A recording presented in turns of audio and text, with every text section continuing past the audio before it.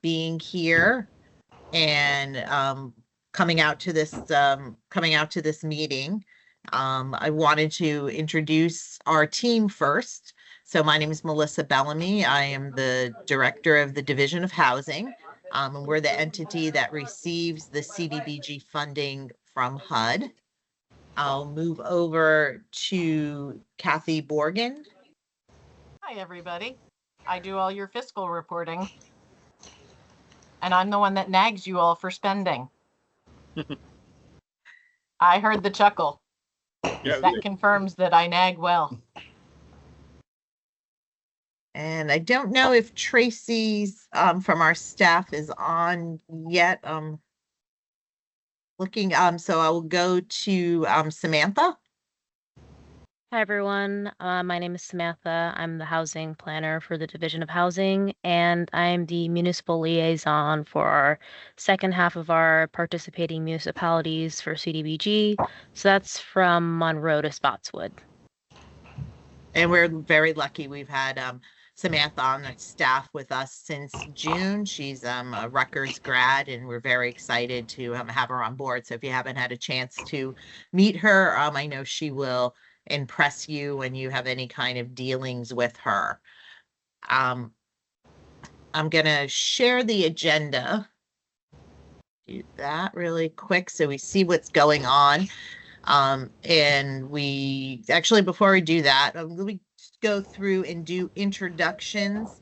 Well, first I want to introduce the chair of our group, Bruce Koch. Bruce, would you want to say hello? Good morning, everyone, and thank you for joining. Thanks. Oh, going back to your face. That's great. And if we could just do a quick roll call through the towns and municipalities so we can check. I know that your names show up here, but if we have somebody who maybe we're not familiar with, or sometimes maybe there's more people sitting virtually in an office, we can just get an accurate count of everybody. So I'll just run through from the different towns alphabetically and just indicate if who's there from the town, and we can make this pretty quick. So from Carteret, who do we have? Bob Good Macon. morning. Yeah, This that is sounds good. Councilman Jorge Diaz. Bob. Okay. Yeah. You also have And- Councilman Jorge Diaz on the council liaison. You know, yeah, I didn't kill anybody over the weekend, so Okay. all good. If everybody can mute if you're not.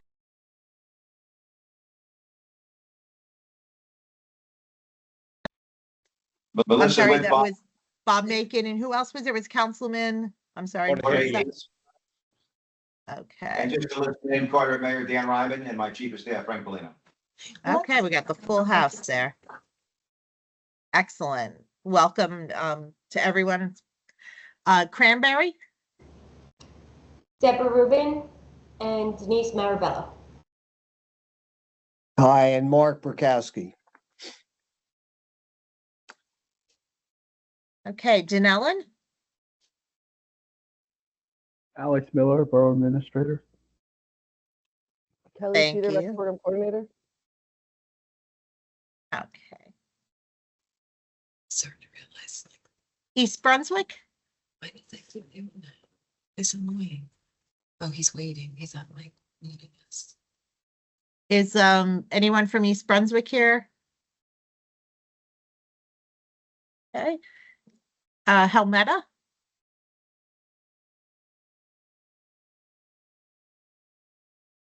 All right, Highland Park. Oh, I'm sorry, go ahead. Matt Crane, Administrator. Oh, thanks, Matt.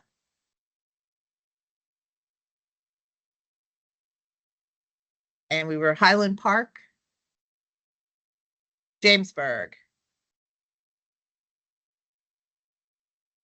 Hi, it's Michael. I'm here. Oh, wonderful. Thanks. This is what should we do? And Metuchen? Becky Cuthbert, CFO here. Thank you.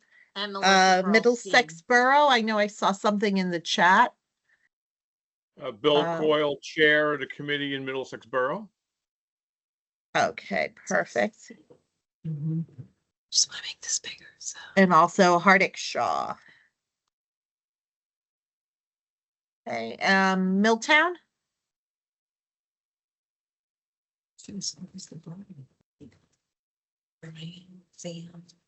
Okay, Monroe. Yeah. Alan Weinberg here, administrator, and Harold Klein.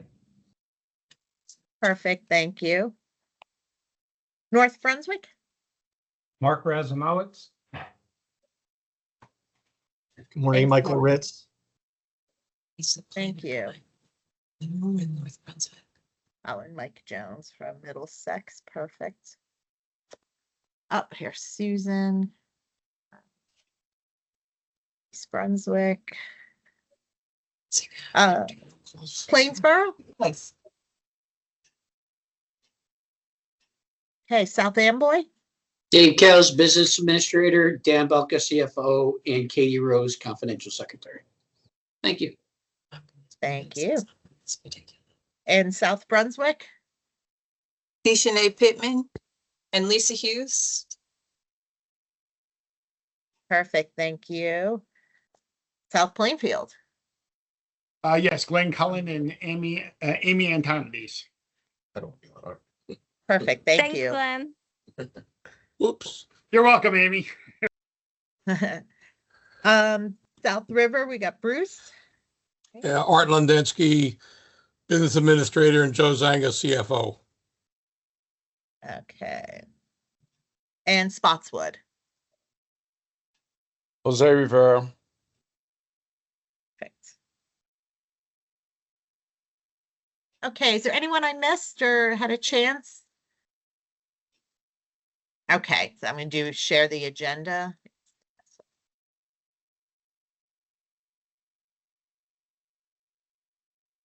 Okay. Hopefully everybody can see that now. We just did our introductions. The purpose of this meeting is we've been hitting ourselves with a challenge each year in spending our CDBG funds. And for the people who are long timers will know that this is nothing that is new. In that it's always been a challenge to spend funds with the CDBG program. Since I've been here now, I think about 17 years. And I know the program long predated me. And it's always been a program where we've divvied up the funds each year with an allocation to each of our participating municipalities. So a little bit of a quick history for people maybe a little less familiar with the CDBG program. The CDBG program does fund, comes from the federal government to fund community development programs to help low and moderate income communities. And we're able to do this when the program was first set up, it went for large cities into states.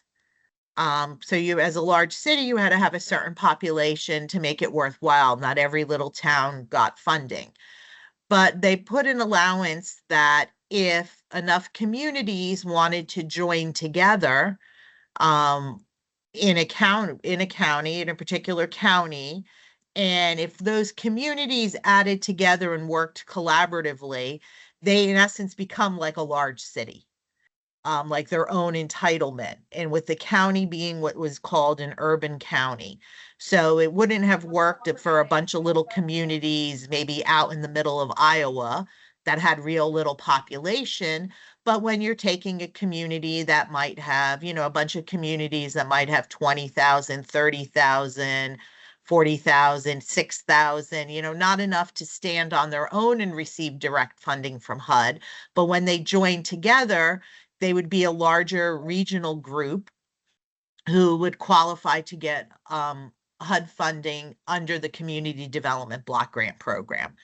So this happened way back in the 70s when, before all of us were working with this program, your communities decided to band together under the county as a lead entity or as the recipient of the funds and said, hey, I think our community is going to do well if we join together and we bring this funding in. So since its inception, as far back as I could tell, it's always done that every municipality would get some CDBG funding every year under this urban county, how it had been set up. That's not the norm.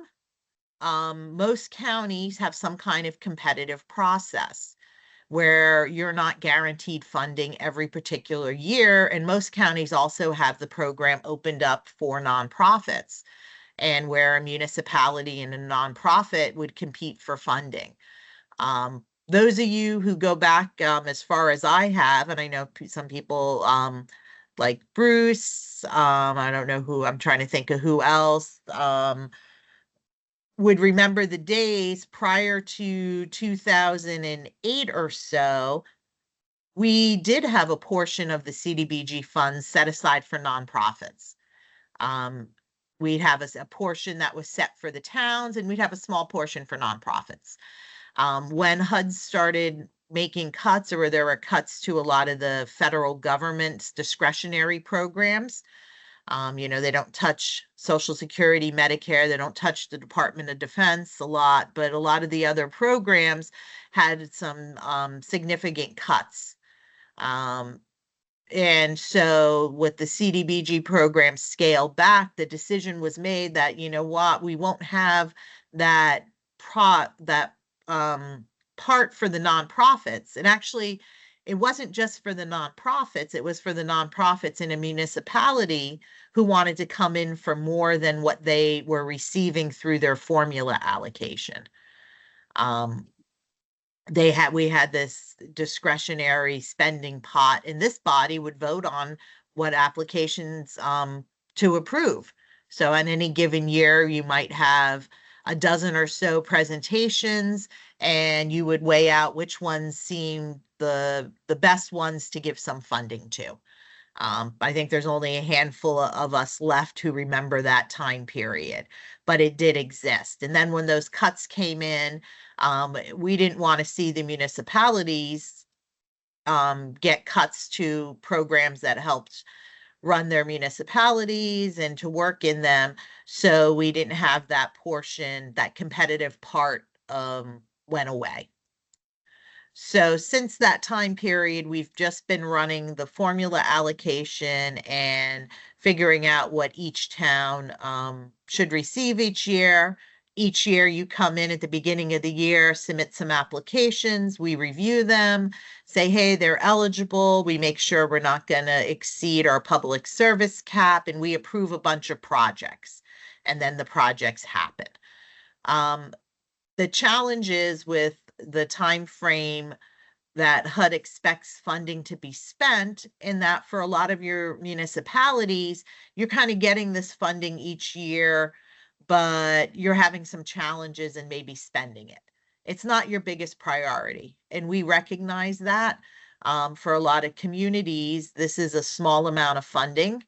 It's assigned as one additional duty for your business administrator or a department head to kind of manage and do, and you have 80 million other job duties, and sometimes the CDBG program falls to the wayside. So our staff spends a lot of time trying to get vouchers submitted, trying to get reports done, to accomplishment data, and it's, it seems we're having to reach out and very proactively do that. The time frame it takes HUD to approve our plan and get us funding. Sometimes that's a challenge. Sometimes that's from our part here. We're waiting on information to come from municipalities. It's taking us. We've been challenged with some capacity issues, dealing with some additional federal COVID funds. So what that ended up in all those other years where maybe we just squeaked by in hitting our timeliness test which is a test HUD does at the end of April each year. It's actually like the first day or two of May, technically, but really, for all intents and purposes, by April 30th, we cannot have more in our HUD bank account than 1.5 times whatever they just gave us the most recent year. So that usually ends up being just over 1 million, or maybe just under $2 million is the maximum we can have. And we've been having difficulty reaching that. We haven't hit that target in the past 3 years. We had some grace during some COVID periods, but the last 2 years we had to tell HUD, well, what's your plan to help get more funds spent? And we've been trying to do that. We've been doing more proactive outreach to municipalities. We're trying to, through the work of Tracy and Samantha, connect to you, just really encourage. And Kathy does an amazing job reaching out and reminding you to send in vouchers, working with you to do that. But it's gotten to the point of, even with those efforts, we're still falling short. And I think it's just the program demands more as far as more information. If we're running it by the rules, we really need a lot more information from you on accomplishment data to say what we're doing to HUD. And it's just become a little bit it's becoming a little more unsustainable to kind of continue doing the same thing we're doing. We shouldn't have to reach out to you. You don't want to have to hear from us all the time to remind you to, spend what for some of you are some small projects and small amounts, because that's how you've been spending the money in your communities. So when we failed now for this last time, we were forced to do a workout plan and to HUD said, hey, what are you going to do to be able to spend this money? And we had to do a training. Samantha and I attended a mandatory, actually the whole staff did a mandatory virtual training. And then Samantha and I did an additional in-person training. And what the big part of this training was looking at, well, what's the issue? Why aren't you spending this? What's your challenges?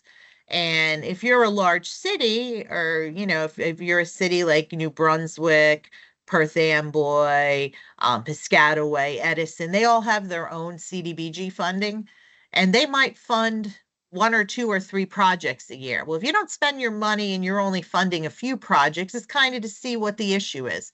Oh, you know what? We were going to do this big park project and the bids came in too high. We had a delay. Or gee, we discovered something. We just weren't able to do it on time. And it's usually easy to identify, hey, this was the problem this year, but it won't happen again. When we looked at the root cause of why we think we're having challenges spending our funds the past couple of years, really the one thing that jumped out to us was the way we do the funding, of giving each of you municipalities an amount of money each year, and then expecting you to come up with projects to fit that dollar amount to the penny. Well, tell us how you're going to spend, your $43,236. And we know for some of you, it kind of just you would do the same projects year after year. And if you were doing an improvement project, maybe you got around to doing it kind of quickly, or maybe some other things took some priority. And again, no fault, because we know you're doing a lot of different things. It seems that we're making the program a little more difficult, and we're not necessarily giving you better service. So while it's a good thing, and I'm sure like your mayors, your council, everybody appreciates money coming into the budget each year, in some ways we're limiting you. You might have benefited from having more funds in a particular year than you were able to receive. Some of you would save money from a couple years to do a bigger project. That makes so much sense. but it hurt us with timeliness. So we can't, and pretty much HUD, they can't quite come out and 100% mandate that we get rid of what we've been doing for the past, 4 decades, 5 decades, because I think we had a 50-year anniversary of this program. But they can pretty much strongly say, you really need to change this, or we're going to be doing this year after year, and we're going to have to start getting to the point of we're losing funding. The other part when we reached out on it and looked at it was we couldn't blame this on 1 town or 2 towns or 3 towns or 4 towns. This was a systemic issue. So even if you did a really good job, and we have a couple towns who tend to do really good work, they get it done, they get their project done in a lot. But it was the preponderance of the towns, through kind of no fault of your own. We don't give you a great system to succeed.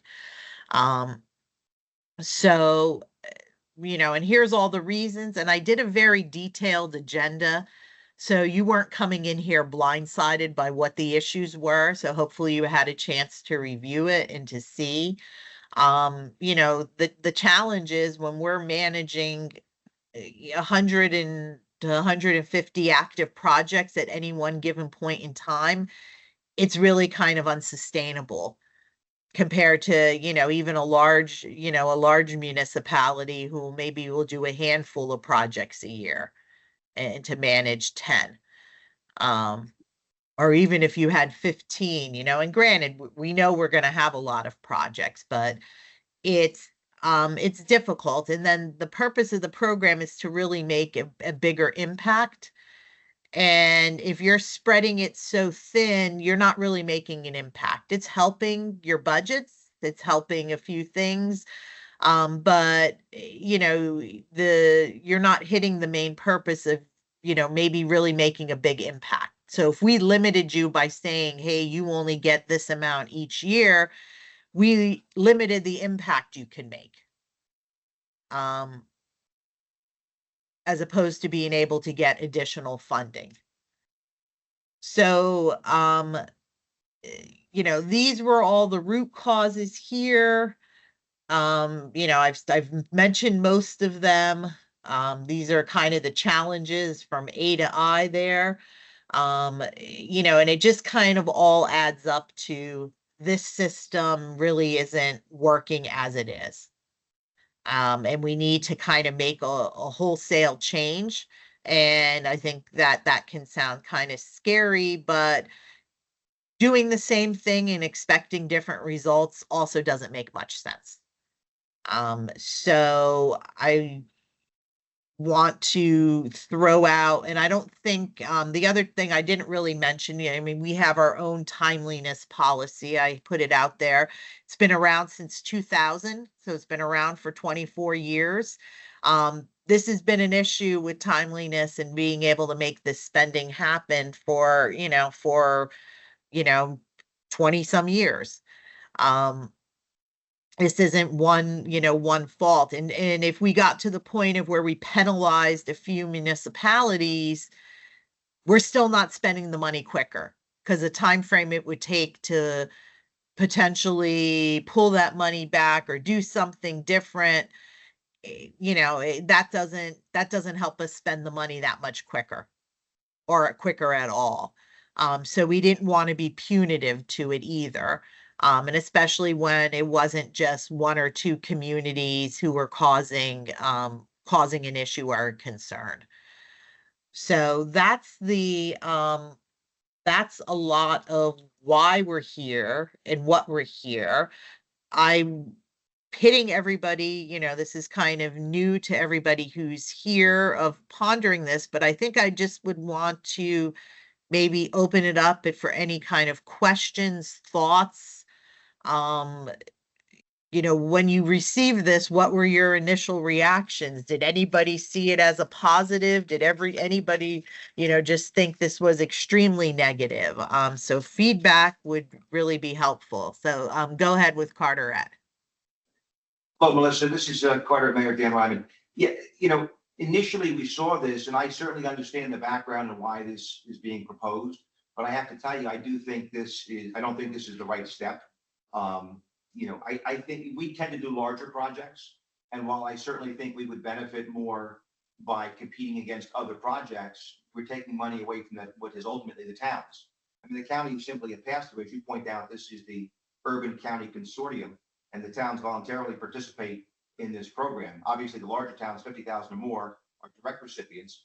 But even a smaller town like Carteret with 27,000 people, we can apply for discretionary funds through HUD, but we participate in the consortium at the request of the county.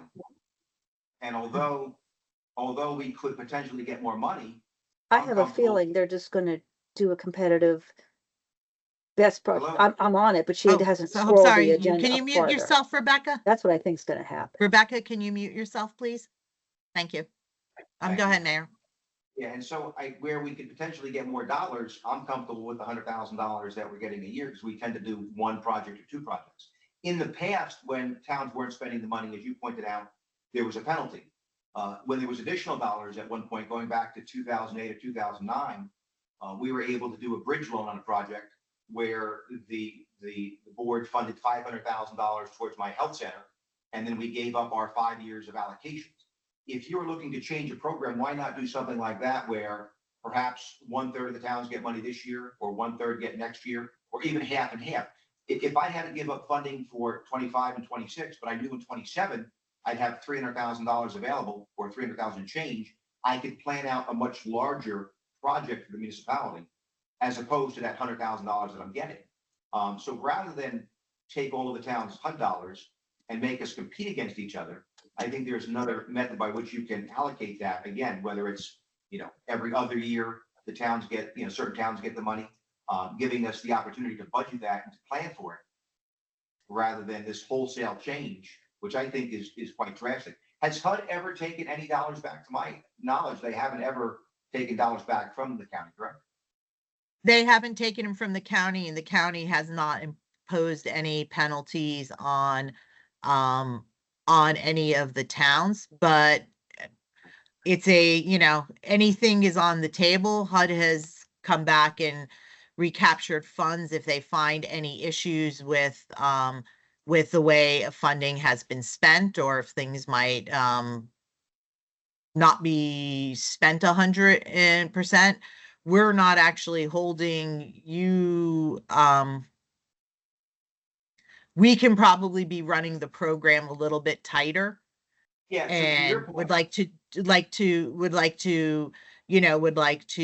do that, and to make things make things better, and to make sure we're never in a position where if HUD comes in to audit, that any of your projects would end up having to repay funding back. So we never want to, on a project that may have been eligible but maybe didn't follow all the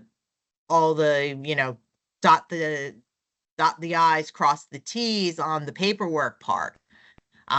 So we've seen HUD come back and do that on some issues, not necessarily with the CDBG program, but that's the risk we don't want to do. To your point, the current county rules say that after 2 years, if you go to year 3 and you haven't spent your 2 years, you lose a percentage. By year 4, you lose a percentage. I mean, in my mind, it's no different than existing federal or state programs. If I have 3 open space programs through Green Acres, I can't apply for a 4th until one of the 3 are completely closed down. If I have discretionary dollars or congressional earmarks, after so many years, they start to be drawn down. And so you lose percentage points. So it's similar to the policy that we currently have, but the county's not enforcing. So rather than this wholesale drastic change where we're taking money away from the towns, I would suggest, every other year or every 3rd year, or to your point, enforce the existing policy that's in place. Yeah, I think enforcing the policy, because it's such a small amount on like your first thing, it's a 10%. So if you have a municipality, and I think maybe an average municipality maybe is in a 60, a 40 or $50,000 range. If I'm taking $5,000 away from them, yeah, it's hurting them, and I potentially can give that to another project, but that's not helping necessarily with timeliness. That's not gonna. why not increase that so that if they're 3 years behind, then they lose, 50% of year 4? Or that if you have 3 open years, like again, Green Acres, if you have 3 funding cycles and 3 projects and they're open, you can't apply for an additional one until that project's completely closed out. I would just not want to be in a position where I'm competing against our neighboring towns for the dollars that are otherwise for the towns, right? The county just collects the money and it's a pass through. And now we're looking at, potentially giving these dollars to other nonprofits. If I want to give our allocation to a nonprofit, we would propose that to you. And we've done that in the past. And I see a lot of towns, want to support their local nonprofits. Again, we tend to do larger projects. And so that 100,000, not significant, but it's 100,000 out of a $1 million or a $500,000 project or whatnot. So I would be, Cartwright's opposed to this change as is, but we certainly would be supportive of modifying the program. And perhaps, like I said, either allowing the loans that we were allowed in the past, or even where you break it up and, 1 year it's certain towns, next year it's another town or multiple towns, and in the third year so that they can do the larger projects if they have them. So that's something to consider. And just mentioning what you mentioned was basically a float loan. So when you're doing that, you're in essence counting on other towns not to spend that money. So the money has to come from somewhere. We don't get a increase of an allocation from HUD. So there's not, you can tend to maybe do one float loan, kind of at a time. But it makes it, you can't do a bunch of towns can't take advantage of that at one shot. No, Because then we wouldn't have enough funding to, to be able to, to run it. So, just so, just to put that out as a part, it was a one thing and it's a great way to be able to, kind of spend some money, but it takes a little bit of, extra, extra management, because to be able to front that to you, that helps spend what's in the line of credit, but we can never be in a position where we've overextended the line of credit and for people if towns move faster on their projects. So that float loan helps you draw down what you need to draw down at the federal level so that you're not, you're below that threshold. It helps to be below the threshold, but then that's other towns can't do projects because, the amount that we get from HUD isn't increased when we give somebody a line of credit. Not the line of credit, a float loan to basically say we're basically fronting you future years allocation to get a big project done. But in doing that, you're spending what would have otherwise been given to other jurisdictions during that time period. So, it's still allocated to them. They're just not spending it as quickly. And so, we gave up, again, years ago, we gave up 5 years worth of funding so that we could draw down 1 year. And that's what I'm saying. If the towns knew that, okay, like Carteret, we're not going to get a 25 or 26 allocation, but in 27, I have 300,000 or whatever the funding formula is then, I'd be comfortable doing that, rather than having to compete annually against, 18 other towns and now nonprofits. No, I didn't mention, actually, in the proposal that we put here, I'm not mentioning nonprofits. I'm suggesting it keeps just to the municipalities. I was just giving a history of what other communities do. So no, this proposal was to keep all the funding for the municipalities. But to have it on a somewhat competitive basis to allow municipalities to come in for more than maybe what they were previously allowed by a formula allocation, and by letting them for years, maybe they don't really have a pressing project to not have to worry about coming in, and to have less projects to have to actively manage at any given point in time, to have a higher impact on what we're actually doing. So Carteret, they usually do just one large project. They have one of the larger allocations also. So, for them, it makes a lot of sense to do a certain project that's a larger street project or a larger community facility project. And it does help to manage that. Cranberry, on a similar thing, they get a much smaller allocation. They get 20-some thousand dollars a year, 23, 25 off the top of my head. And they usually spend that also on one project. So you can be a big town and do that, or a little town and do it. Many other towns put in for 5 to 7 projects, which makes it a little difficult. So we're putting stuff out. So I thank you, Mayor, for the comments. Do we have any other thoughts or comments on that?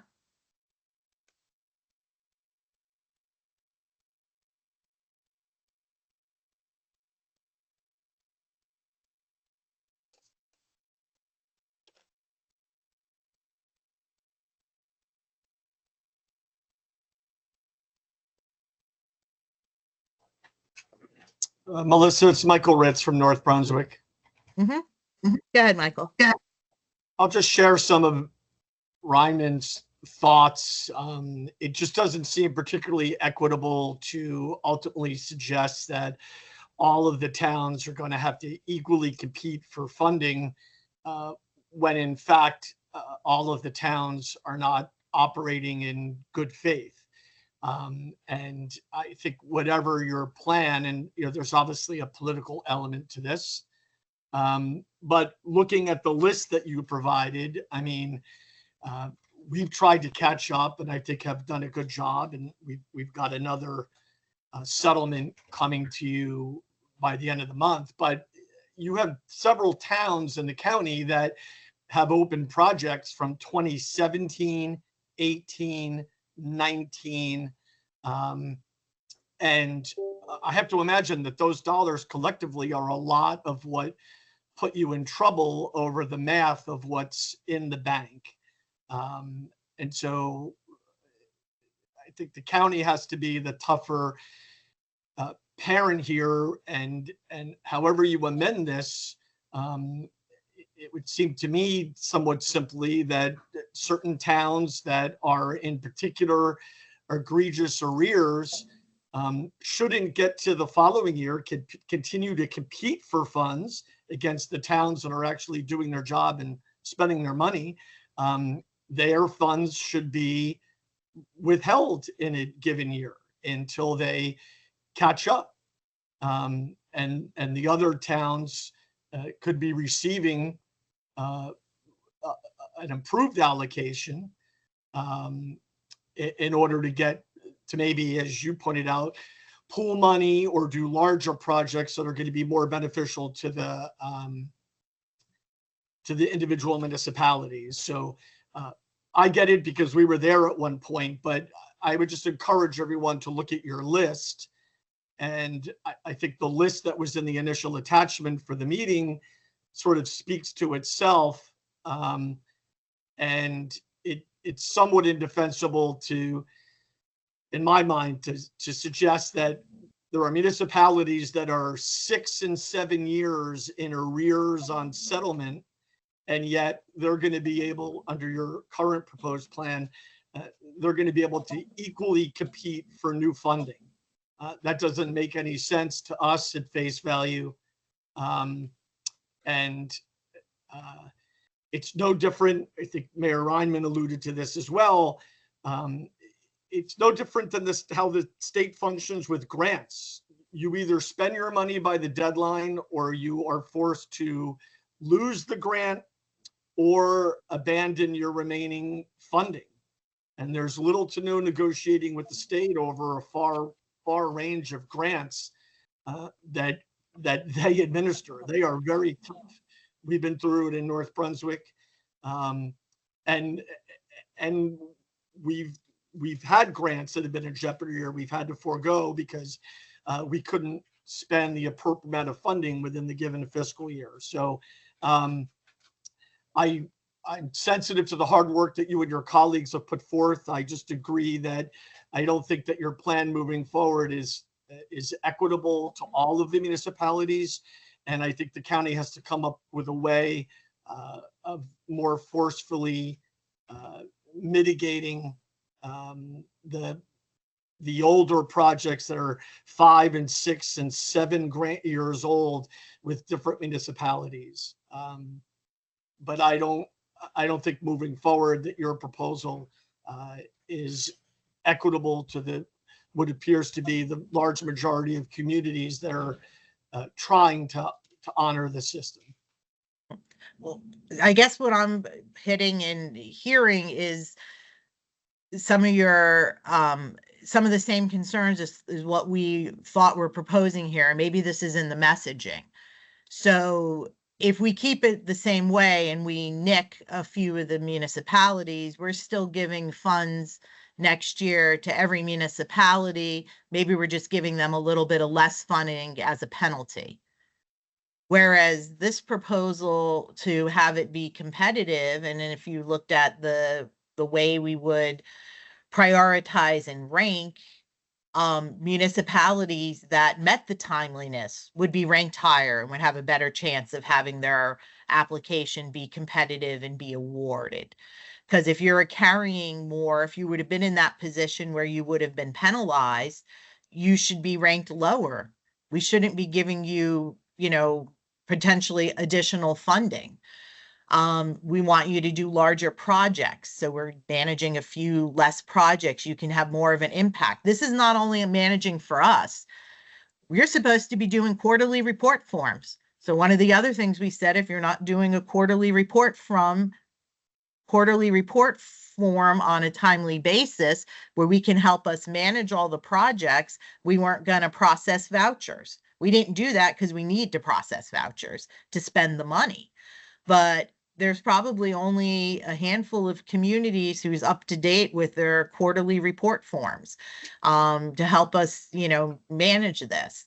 When we proposed our, I highlighted it here in yellow, you know, that what you received the prior year would factor in the ranking. So if we were to do this, how we envision this in 2025, your communities who are the better spenders, who met their timeliness, their projects would probably be the first ones awarded. They get a good shot at it. The ones who have been having trouble spending, you know, they have small balances from past years. They're combining it. We're working with them on maybe to spend the funds, get that funding done. They're either not coming in or they're not going to get awarded in 2025. They get a break. They get a catch-up thing. We were not just automatically giving them more money. And then hopefully in 2026, maybe they're in a better position. You guys just did a big project, hey, coming in. So the following year, we'd look at it and see, okay, well, you know, where'd the projects come in this year? Who's met their timelines? Okay, they rank well. Who got funds last year? Oh, you know, this town got a nice big chunk last year. Well, you know, maybe they're down in the line. And it would kind of work that way. That, you know, it would happen of who can spend it and who can use it in the quickest amount of time would be the project that, hey, let's get this awarded. And somebody else takes takes maybe a break. But it's done on what makes sense that particular year based on those factors that come in. You know, we're very likely looking at where we're going to end up, you know, maybe not necessarily this year, but by 2026, maybe a significant cut to this program. We know who's sitting in the Oval Office next year. We know that a bunch of, the non-discretionary spending is on the chopping block. So we're trying to figure out the best way to propose moving forward where we're not giving them, reasons to look at to cut the funding. So in some ways, a lot of the same things you're saying, you know, hey, penalize the people who are doing this. We're kind of doing it in a similar way, but just with a competitive proposal. We still have to allocate the same amount of dollars. There's only 18 municipalities. There's only 18 entities that can come in for funding. So people are still going to get the funding in the communities. It may just be that not all 18 are going to receive funding every single year. And the other proposal was to try to limit the number of applications any one community came in for to make the program a little more manageable. That's what we put forth. We put it forth as our idea. if this body wants to come up with a better idea that can help us achieve timeliness and to really actually have the money spent, we're open to hear it. It is ultimately somewhat of this group's input on running it as the HCD committee. You know, your other option as a municipality, if you didn't want to partake in this and you're not large enough to go out on your own, like a Piscataway. So pretty much all 18 that are sitting here, your other option is to not be part of this body and to go and compete with the state under the small cities grant. And you know, compete statewide for whenever you want a project. But this has enabled you to have funding kind of come in and be part of a group that you knew funding was coming in on a regular basis. Hello, so- I'm Dave. Yeah, I'm Yep, Dave go Cowles, Dave Cowles, Business Administrator in the City of South Amboy. So to Mayor Ryman's, what he's explaining, because a small town like me, I have stuff that is a couple of years old because I'm doing one bigger project. It takes me 3 years to get that money together, and I'm running behind with a small municipality. So what Mayor Ryman was saying is, like, if I knew that I have a project that's $140,000, then I'm going to clear up a lot of my old stuff this year. You know, distributing it amongst everybody. But if you did a third of the 18 are going to get it this year and a third, you're still distributing the same money, but the towns would get more money. So it's harder for me to do a bigger project because I don't receive that much funding. So it looks like I'm not doing what I'm supposed to do because I'm behind. But you know, me and Samantha have worked, and she's aware that I'll be caught up because now I finally have enough money to catch up my projects. So the distribution, if I know I'm not going to get something in 25 and 26, but I'm going to get 150,000 in 27, I could budget a project way better. So what Mayor Ryman was saying, it makes sense. It makes way more sense to the smaller municipalities on our end of it, because, you know, I don't have, you know, my award is not large enough to get my projects done.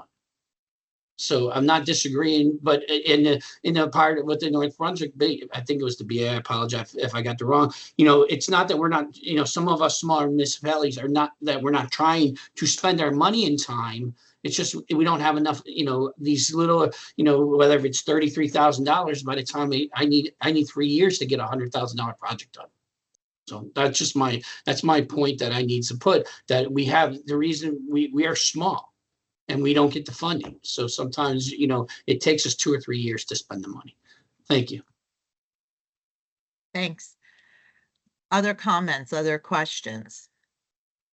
Yeah, but there's also other little small towns that also use their money on different things too, that rely to help the seniors that are low income and everything to do repairs. So you're going to affect other little towns too? In what way, Jose, are you Well, saying? if we go for 1/3 and then they're not, one towns don't get the money this year, but they'll get it next year. But then again, the only ones that you're going to hurt is the ones that are doing it for the, you know, seniors, safe housing and all that. Yeah, I mean, you could still, there's nothing prohibiting a town from coming in every year for a project. You know, you can come in for the same amount of money you've gotten in the past. You can come in for more. If you know, there might be certain programs that end up getting funded each year because they're for a modest amount.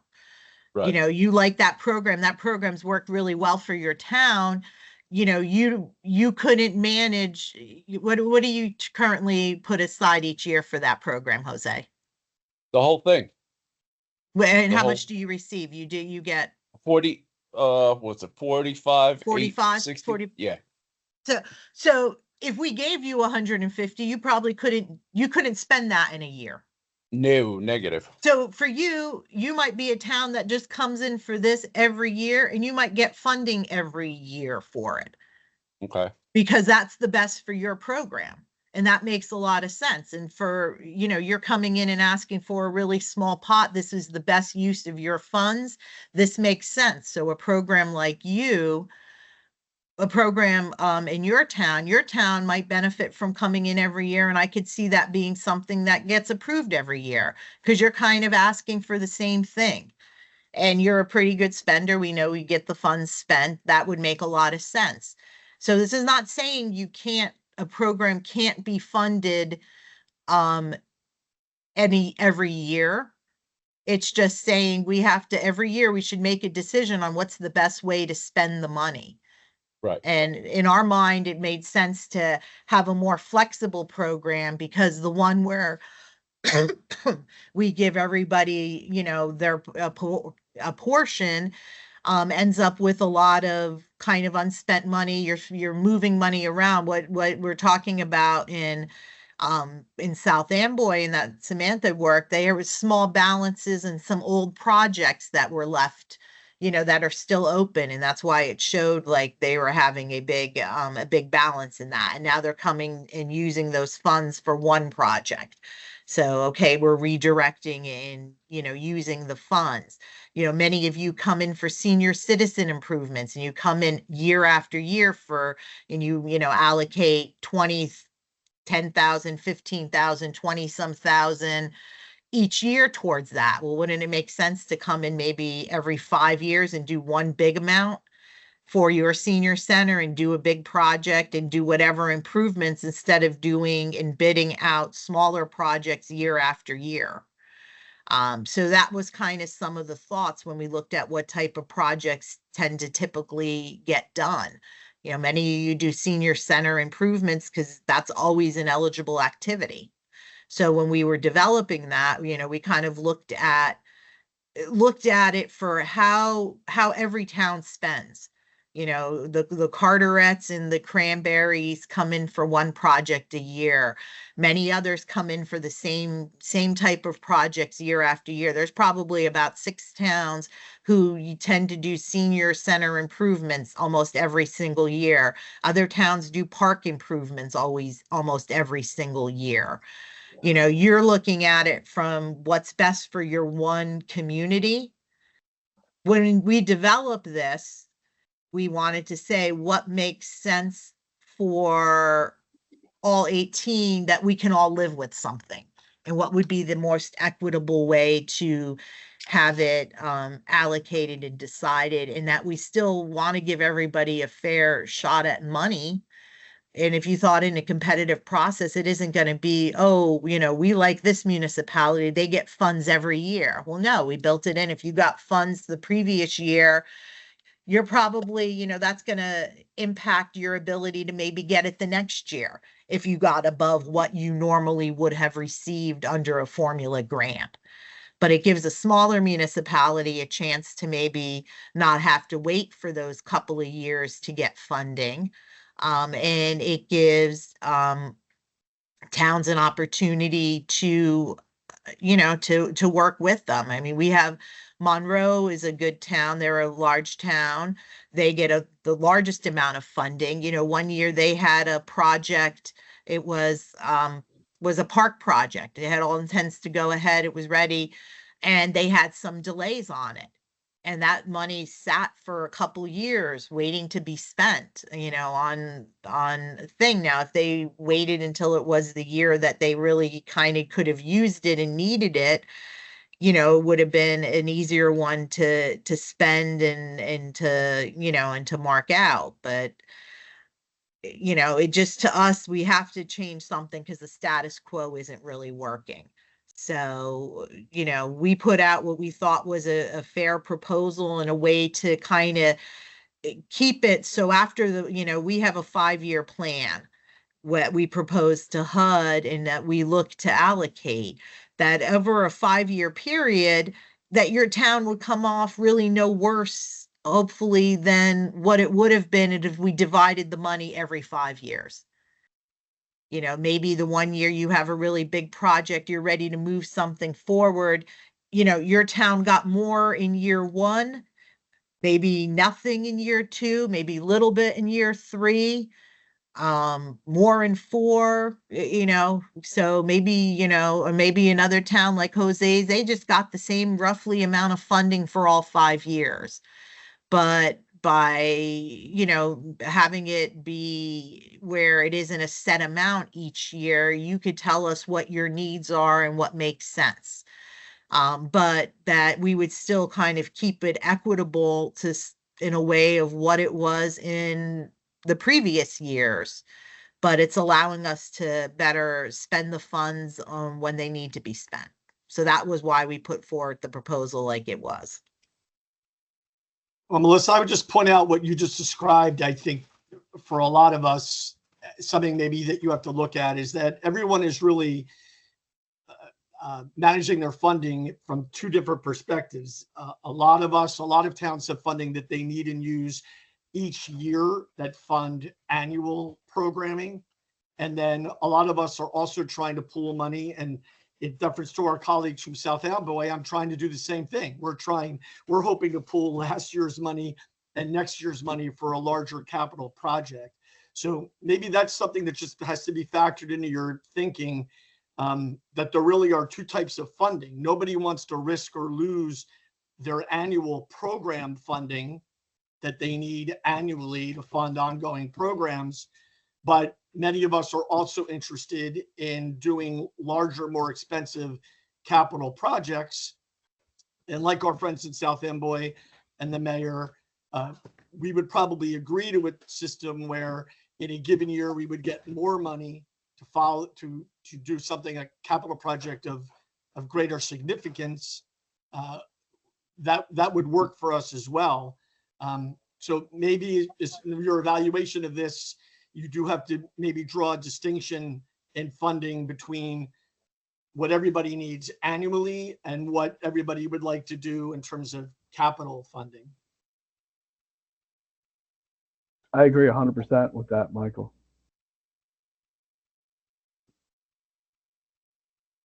And just to use us as an example, we have $40,000 of our funding every year that offsets our code enforcement program. That's an absolutely critical element of offsetting our operating account in terms of budget.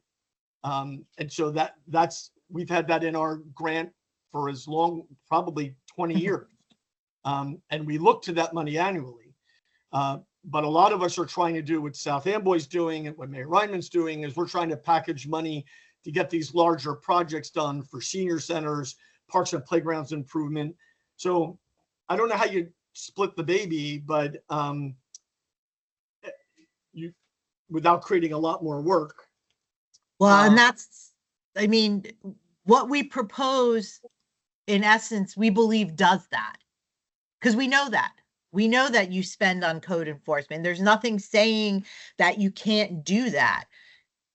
The competitive project doesn't mean that nobody gets, nobody's getting $1 each year. There's still only 18 municipalities that we're still only able to divide the pot in. But we're able to look at that and make those, what in essence to me is a common sense kind of thing, that yeah, there's a certain portion that's probably going to be used to spend some of the same things year after year, because that's a big part of it. And then there's a portion that's gonna be more discretionary, and hey, who has the larger projects to want to get done.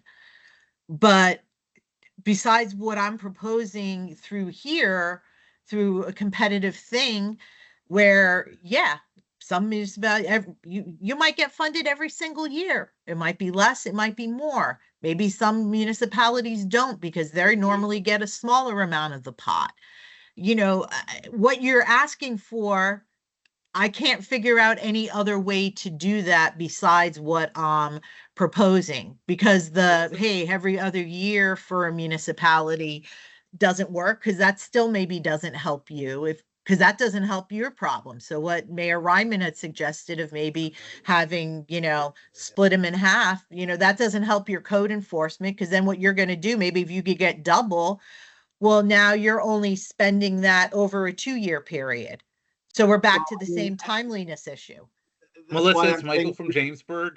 Under the competitive application process that's on the screen, Isn't it just easy enough to say, is this an annual activity and have it rated an extra 5 points?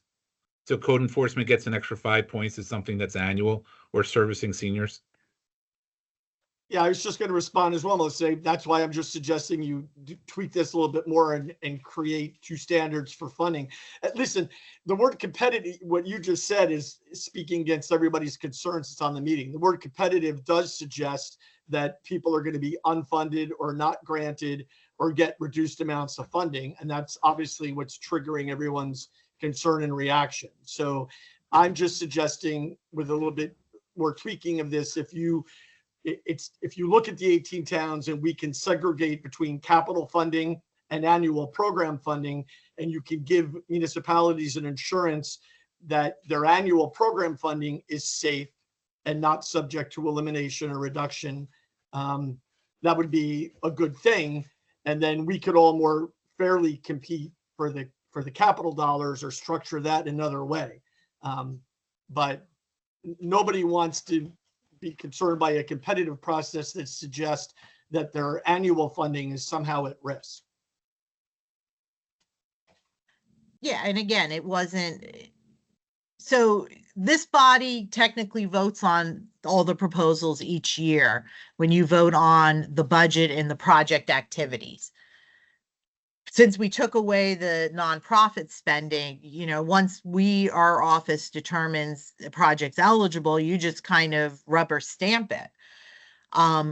In deciding on how to evaluate the projects, we are going to develop some kind of a rubrics, a scoring thing. This is what we kind of put on here. We're willing to do that. The other option is you guys can get together as a full and review and decide on all the applications and decide where you want to, put that funding. So if this body wants to take that part on, that could be another way. We were going to look for you to tell us how you want us to score and rank these, but we would present for your consideration, all the things, all the projects. If we said, hey, no to a particular municipality at any given year, then, they would have that chance to, maybe talk up at that meeting and say, hey, I think, maybe we should have been funded.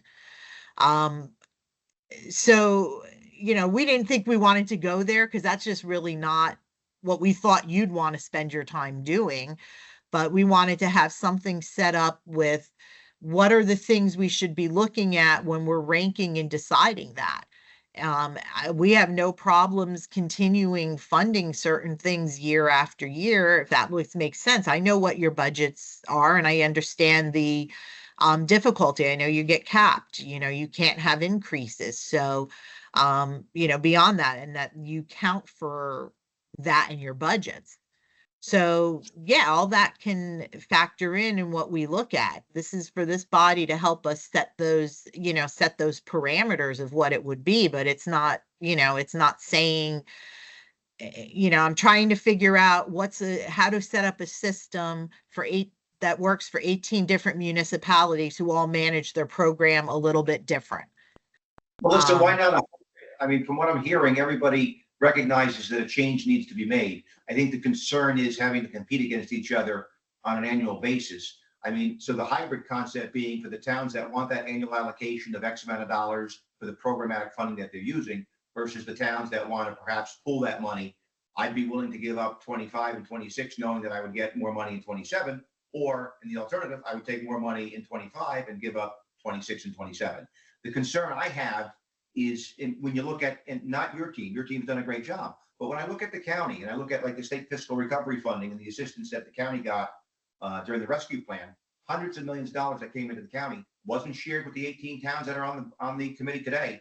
Was shared with only 2 particular towns and county projects. Those dollars were supposed to be dispersed competitively to the towns, and we didn't get a penny. So my concern is, the political side, what happens going forward? And where does that money go? I'd rather take that $100,000 a year or money every other year. At the same token, I recognize that, some towns want programmatic funding. And I think the proposal is a good starting point, but I think there can be a hybrid of the two. Yeah, I mean, if you want to tell us that, we should factor in that this is continued funding, I mean, that would be something in your narratives. I've worked in a few different, I started my CDBG, kind of career working on a municipality as a municipal clerk, in a town in Union County. Um, now several decades ago, but they ran their program. They had their annual pot of money. They allocated it into different subcommittees. Okay, we're going to put this much this year in public improvements, this much into facilities, this much into public services. And they had a competitive process in each of those different categories among municipalities and nonprofits. And some municipalities came in every year for funding. Some came in, only when they had a bigger project. That was one way. Somerset County was the next place I worked in a similar role as I'm doing now, working for the counties. Again, it was a process that municipalities competed against nonprofits, in the same way. And it was, hey, if we have a project, we come in for it. Some came in every year for same projects repeatedly. So I think maybe my bias is I'm used to seeing that work. And, in those processes where it's competitive, some things get funded year after year because it's been the standard. They were established. It's usually a smaller amount of money. That makes a lot of sense. So I guess maybe my experience of working with programs that were competitive, it didn't mean that it was cutthroat. It meant that it made kind of sense to what's going on. My only caution would be with if there's particular municipalities that want to kind of continue receiving, what they've gotten for each year to run certain programs, but then they haven't spent funding for a few years. I think they should be looked at a little differently than a municipality that has kind of the same year-to-year project. And they come in and they voucher and they expend right away. Maybe that first municipality who isn't a great spender, they don't lose out 100%, but maybe they don't get as much as they previously did. Because I think there has to be some way to evaluate how well your performance has to count to a certain extent. So, I mean, that's when we put this proposal together, that was what we looked to try to achieve. A way that we could evaluate and be fair to the people, the municipalities who have the continued programs year after year, but give you a chance to ask for, more money for larger projects instead of banking projects for multiple years. So that was, that was the way that we could, figure it out. I mean, I don't know if when this came out, if anybody said, oh, this would be great because I can get more money for my town. Or is everybody more of concerned of, I just want to make sure I'm preserving the funding that I would get every year was more of a concern.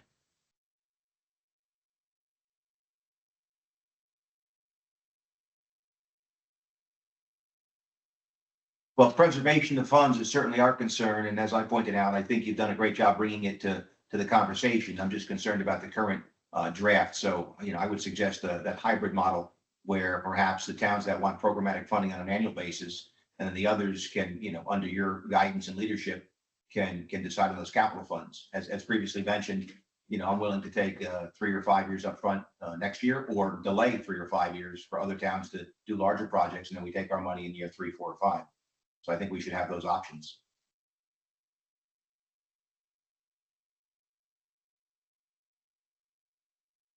So how does that, I'm trying to figure out how to, to do that. Are we letting every town that has program funding continue just the same, regardless of whether they spend well or not?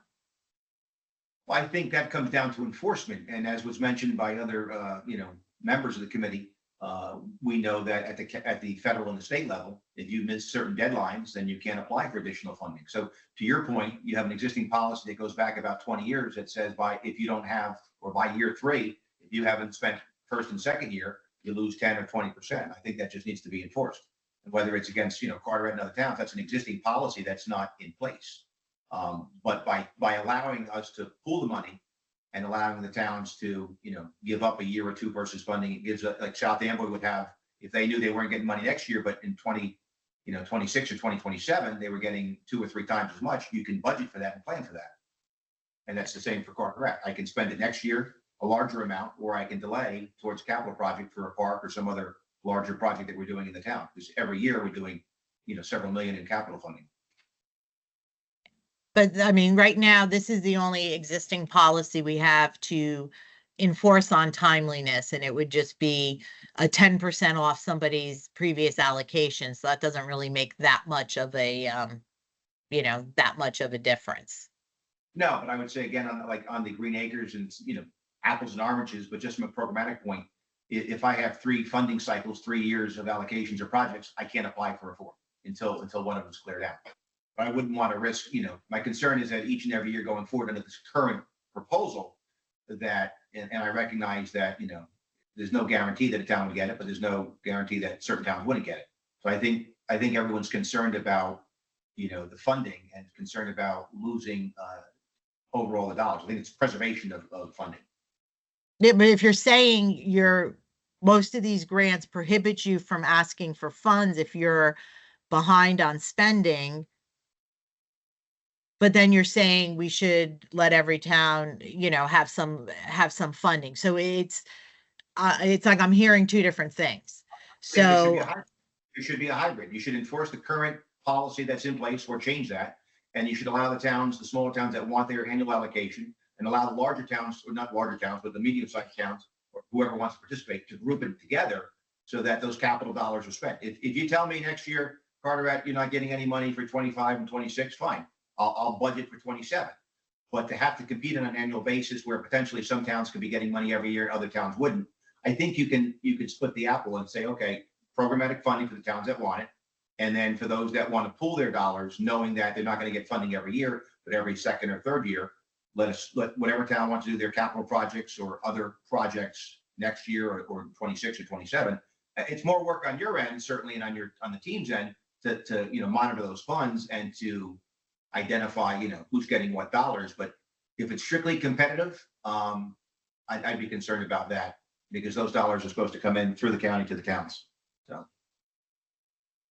it's through the manager. I mean, we have to do a lot of work to enable them to get in. It's not a direct pass through. We have to manage the program, put in the plans, do a lot of the work to set it up to make it happen. But yes, the county program doesn't exist without the participation of the municipalities. I think I guess, and maybe where I'm being a part of that is maybe it's the word competitive that's a little scarier. We were starting a 5-year cycle in 2025 on a 5-year plan. Under normal circumstances, as it would be expected, if we continued the status quo, certain towns would get X number of dollars by the end of the 5-year. If we had this type of process, but basically said efforts should be made that by the end of the 5 years, each of the towns should receive, in essence, what they would have gotten over the 5 years, is that more palatable? From my perspective, it certainly is. I think to that point, if this current policy was changed or proposal was changed that ensured that the towns got what would otherwise be their per capita funding over that 5-year period, I think that works from my side. This way it guarantees that each town gets their allocation on a per capita basis, whether it's at 1 time or 3 times or over 5 years. I would agree. So if we can kind of still keep it where we're rating on any individual year, So, you know, if it's a town, it might just be spend your existing money. We can still be mindful of the ones who need to, for budget purposes, and like to have some of their program funds spent on activities, but by the end of the year, that they should have the percentage. Now, so here's what might be challenging, what funding might look like in 2025. The amount of dollars we have might change. So what you as a municipality, you know, I can't assume that we're going to get the exact same dollar amount. So if you've been receiving $100,000, know that by, you know, year 4, that might be 80. So, you know, just on the basis of, you know, what would have been if we would have continued maybe in a different way, might have been 500,000 at the end of 5 years, because of potential cuts to the CDBG program might only end up being, you know, 420,000 by the end of the 5 years. So it's probably better to come in with better projects sooner than later, but we can put that in and on kind of a criteria that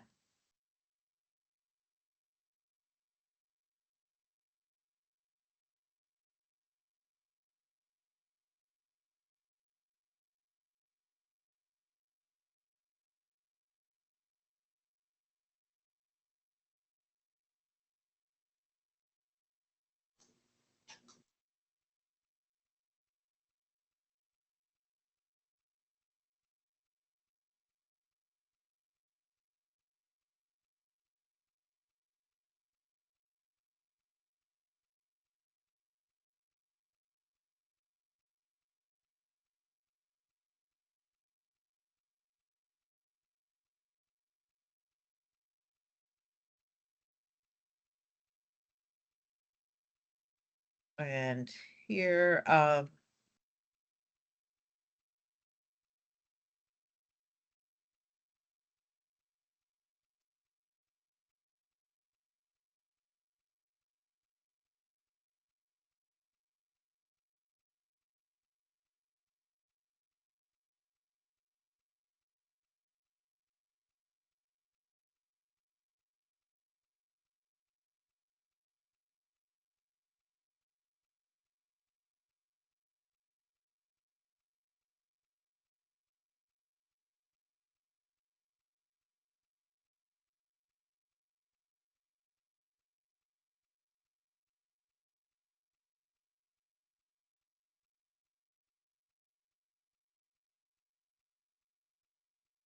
does some of this new language help address some of the concerns?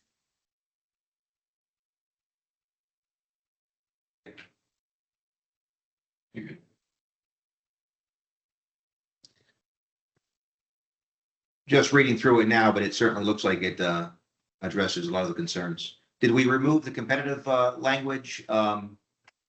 And with regard to the nonprofits, are we making sure that if a particular town sponsors a nonprofit and wants to apply on behalf of that nonprofit, that should be allocated against that town's?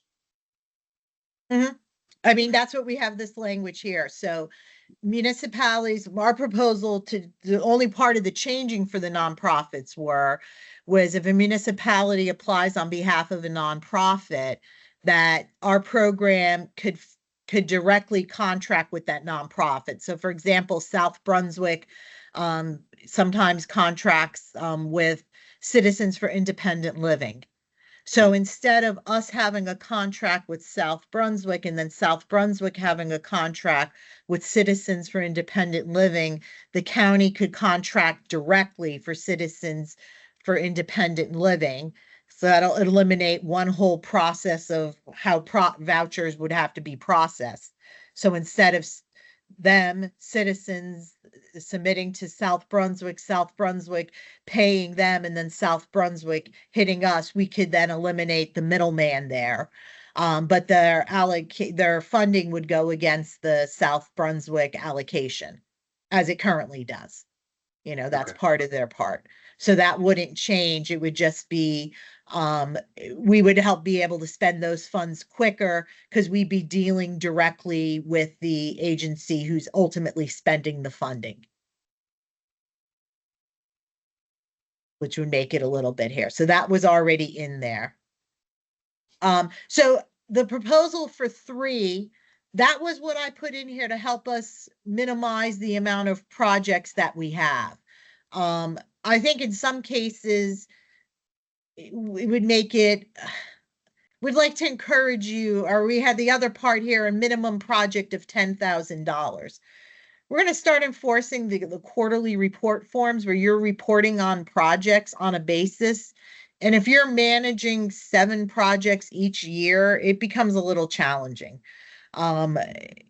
We'd like you to come in there, and welcome for, if this is really a hardship on 3 applications or a hardship on 10,000. My thing to you would be maybe alternate your budget years.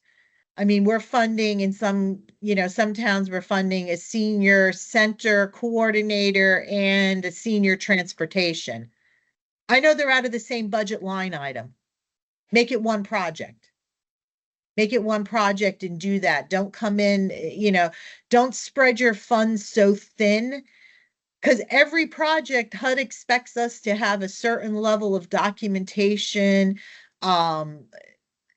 that we need to, to have and mandate from you. It's just making it a little more difficult. So I don't know if it's, if there's ways that you can still, be budget, make it work for your budgets. You could still take that same amount, but maybe instead of spreading it over 3 individual projects, can put it to 1 or 2, and maybe alternate the years you come in for it. So you're not hurting your budget, but you don't have to manage as many projects. I don't know if that answered the question. There from Kelsey from Middlesex, that some are under 10 grand. Is 10 grand too low of an amount? I'll be willing to consider another amount, but to me, it's just a lot to, it's a lot to manage a bunch of smaller projects.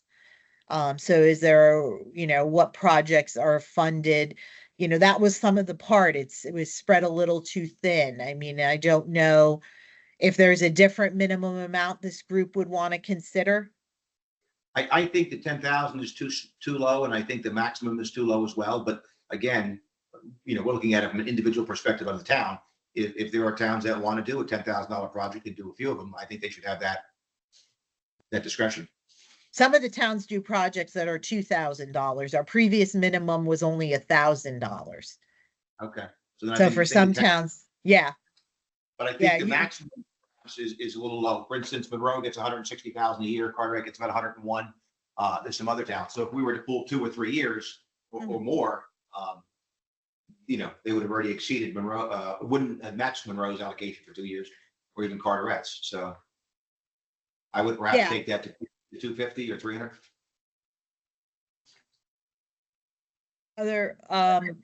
Other parts on that. We tried to pick a number that was more than what most jurisdictions have, Monroe and Carteret. And what that would kind of say to me is then that if you're a larger town, there's probably a better likelihood of you getting funded maybe almost every year.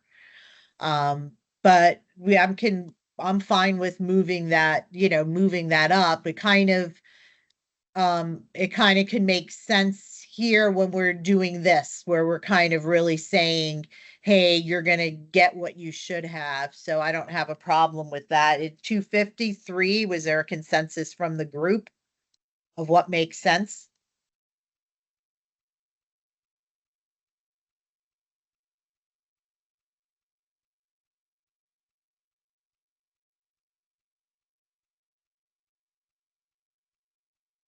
As I mentioned, 3 works from our perspective, and I think for some of the larger towns. But I don't know. Yeah, that's fine. I kept it a little lower because I didn't want most of the towns aren't Carteret and Monroe, and I didn't want municipalities. I didn't want to have if you're a town who's normally getting, 40,000 a year, 44, 50,000 a year, and like, oh, well, why aren't we applying for a really high amount that maybe was above their punching weight? So I was trying to find that balance, but I'm fine with 3. I think 3 makes sense.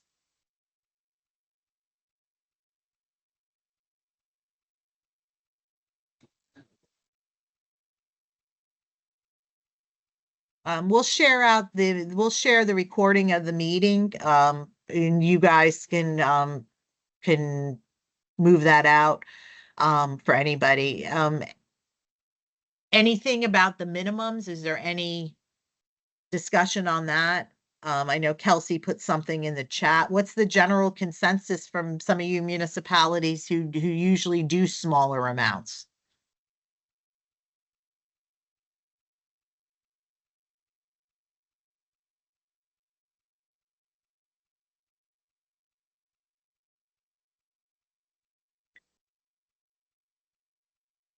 Would 5,000 be too low?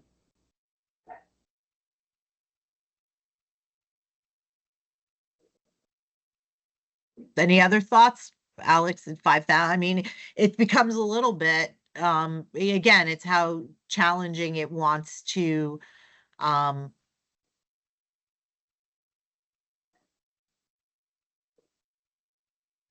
we good with the 3 applications? Is there?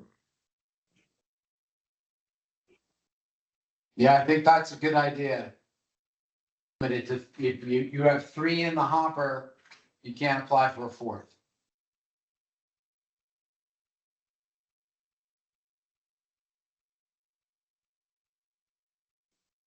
Yeah, I think there's difference of, yeah, that was just in any given year, 3 applications. Again, you're viewing your perspective, Mayor, from that you do one big project a year. Many of the municipalities, actually more of them, use it little amounts to do their budget because their allocation on an annual basis was under 50,000. So they kind of have some almost legacy programs that they tend to fund a year after year. And that's where some of the public service ones come in.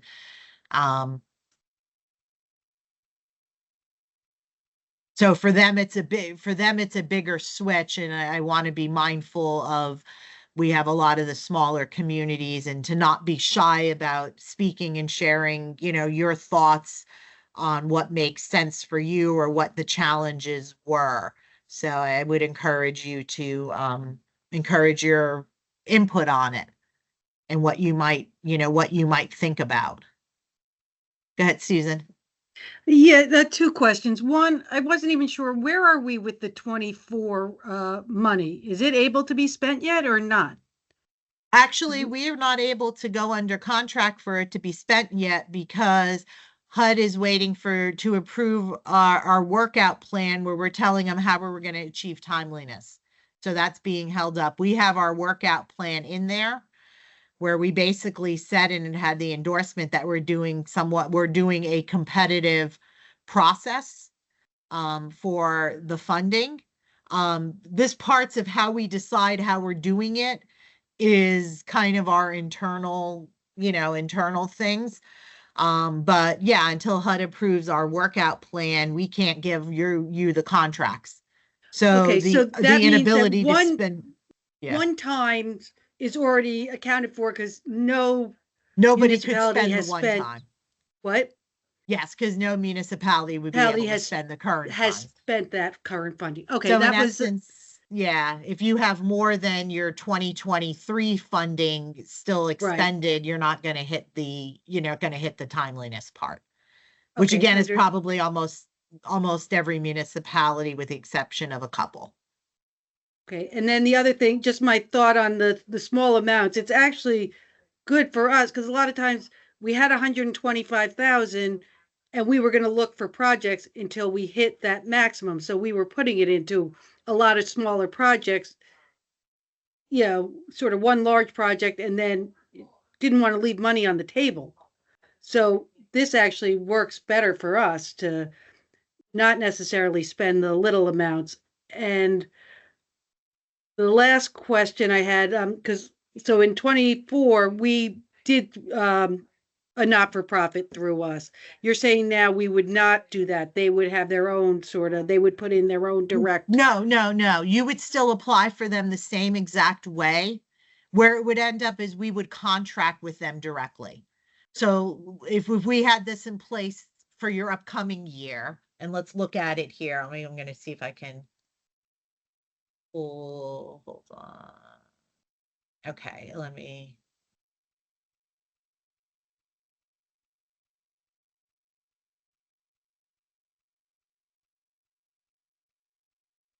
So here's East Brunswick. You did with CASA Child Advocacy. Right. So what we would do is we would in this what we were doing for this coming year is we're going to award you a contract when we get our agreement for $125,009 for you to Right. operate these 3 projects.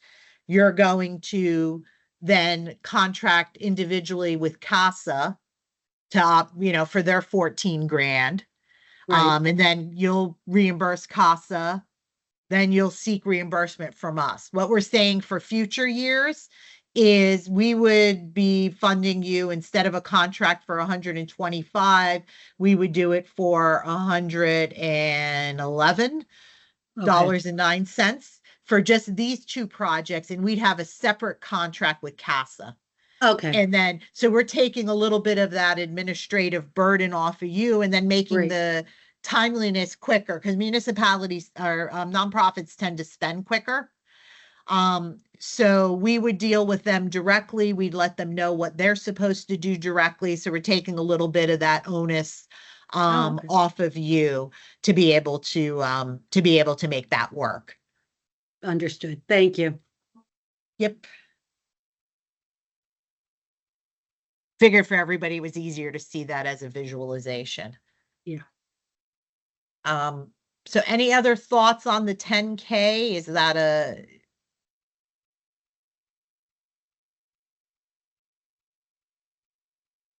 is that good? Is the 3 good? Is there any wanting to change that?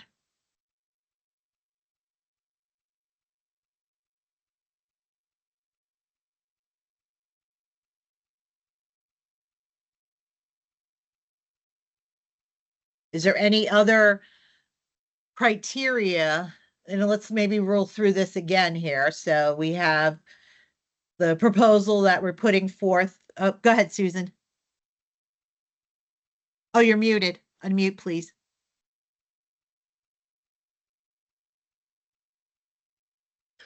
Yeah, so when we go to, to the public and we ask, I've always done it and I told them we're expecting $125,000. This is what we're looking for. So then how do we go to the public and to my, directors of the various departments saying how much we can look for? Just tell them the sort of a $300,000 max and this is where we're, I mean, it So- kind of changes the, how we present it, I guess. So I think what you might want to do is then start thinking about what would you want to do for your future? And I think I would think of it on a 5-year basis. And, what do you have in your hopper? What's your projects that you want to do? Because probably before you go to open it up to the public, you might have within your town, what project do I want to do? What's on my my list? What do I want to get done? And maybe you have a big project this year that's, you're ready to come in with something big, or maybe you look at it and say, hey, you know what, we haven't been that great of a spender. This might not be the year for us to ask for a big project and let's concentrate on spending our existing money. So maybe, you open it up and, you're not going to put in a big municipal project and maybe you'll put in a few for the, on behalf of a nonprofit. So I don't think you have to tie into any dollar amount. The other thing is you're going to come in with an ask. When we come in, if we have a lot of projects that seem, if we have, different projects that seem pretty good, it might be maybe we take, we want to fund them, but we, we have, 100 grand to spend among 3 projects, that look pretty decent. And they're asking for 125. Maybe it's everybody just gets a little less. Maybe it's, one is a little bit more. Maybe we'll look at what we've spent in the previous years in that particular town. All that would factor in. So I think it's getting away from fulfilling a particular part. Then, hey, you have a good project. We'd like to see it happening. But if you were getting, what was your amount? 125 each year? Right. So Yes. 125 over a 5-year period, what that might look like. So I think that's Right. how you approach it. Okay, And you makes sense. consider with what's thinking. And I think just because, the same way a nonprofit asks you, it doesn't mean you have to endorse it. Or that you're leaving it. And I think it could be fair to say of, hey, next year we know we want to do this really big project, so we're not really putting in for a lot this year. Maybe we're only going to put in for the equivalent of 40,000. So, that would be the way to approach it. Thank you. So we want to go through with the proposals, 3 applications, a maximum up to 300, unless there's exigent circumstances, and that might be those ones of if you're doing a particular large project, this is what your community need is, and the portion needed from CDBG is a little bit more than that. You put that in your application for it to be factored in. A minimum of 10K on any individual project. You can apply for the same amount or even more that you received under the previous year under the formula. If you're carrying more than 2 times your balance from the previous year, or if you've met your timeliness, you're going to get a ranked higher for the first prioritization, at least, definitely. We're encouraging you to do larger projects, but that can be completed within 12 months. So on your application, we're going to ask for that timetable. We're going to ask things like, do you have your other funding secured? So that's our encouragement there. In future years, how much you received in the prior year will factor into how high you rank. So we'll keep a running total in addition of what this is kind of year 1 of this 5-year plan, but we'd be able to see, how you're doing, with what you've spent previously in the previous years, once we get into 26 and 27.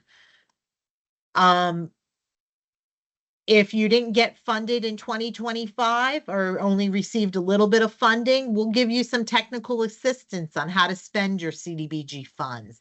We'll help you develop future projects, especially for our smaller municipalities, some ways we can troubleshoot and maybe help you come up with something that's meaningful to spend your dollars. These are the new ones added in. Efforts will be made to ensure that over the 5-year cycle, each municipality receives a similar amount than what you would have received under the formula. Municipalities that utilize funding each year for continued activities, not limited to like the senior programs, can submit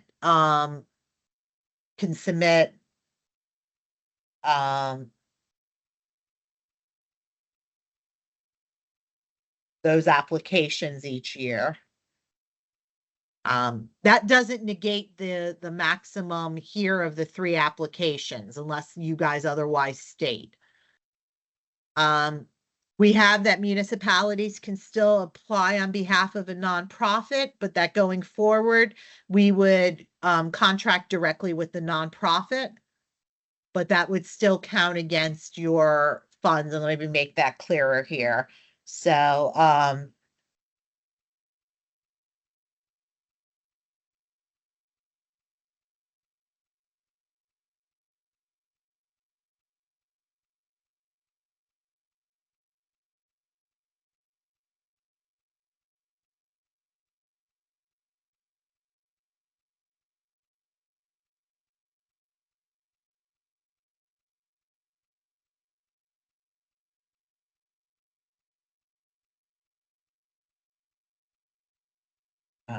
what do I want to refer that to?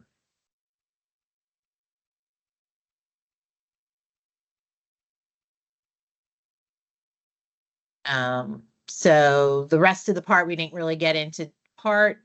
We're going to review, we were going to rank based on your timeliness, your ability to complete the project in a timely manner, other funding leverage, prior amounts received by the municipality, and the municipality's ability to provide complete and accurate accomplishment data.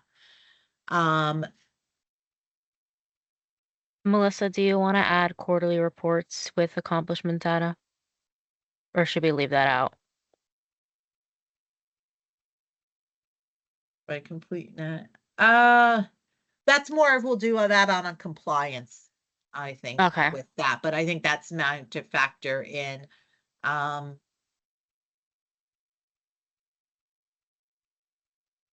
just clarify this 5-year cycle. We will provide the recommendations to you, the HCD committee, for your review and vote.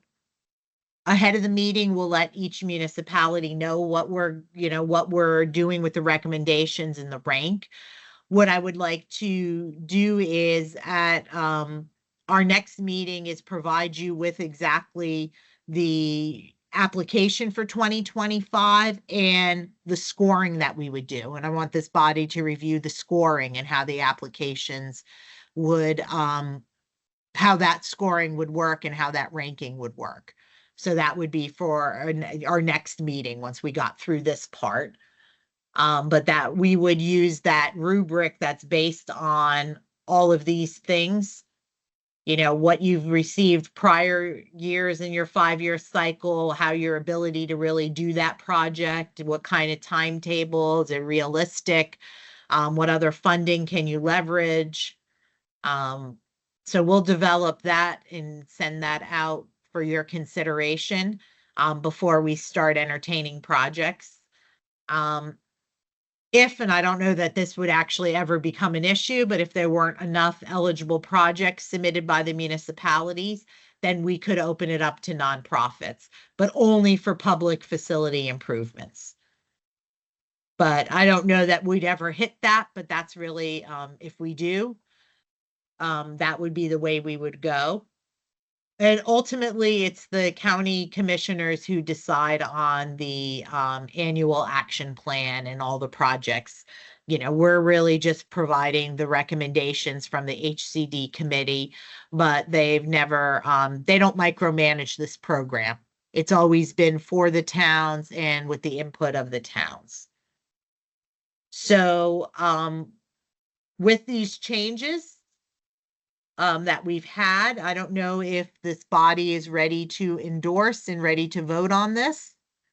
And if so, would someone, would someone, Bruce, would you want to call for a motion to approve this, and we can have any further discussion and tweaks?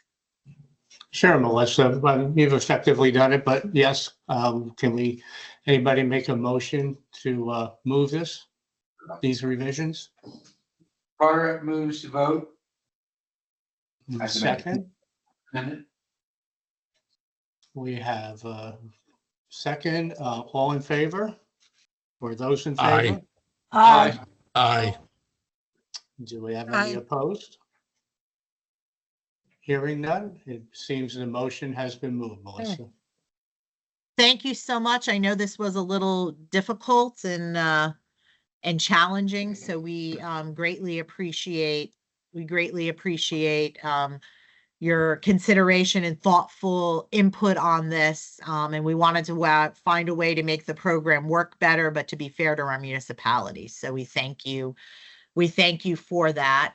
If you have the capacity to hang on for maybe another 15 minutes, we can get through just most of the other things we wanted to review. So with these changes, and knowing that our meeting might be a little more challenging, we wanted to, or just to we wanted to move up the timetable because it's going to take us a little bit more to review, rank, and go through the projects. So here is what we are proposing for our new time schedule. We want to have a training on the new application. It's really the same application, but a little bit more detail. And we want to do that on the 7th. So to give every municipality enough time to be thoughtful with their applications. You don't have to write it down. I'm printing it. Yeah, we'll send this out too, and we want you to just work for it. Normally at the beginning of the year, usually at your reorganization meetings, you have your appointees to this body. So we would ask for any of the municipal clerks on to make sure you notify our office of who the 2 appointees are, and then if there's any alternates, you can also note that on there. Should have that received by the 10th. We would want to have our first meeting here then on the 16th, so this is way, way earlier than we normally do. We want you to elect our chair and vice chair.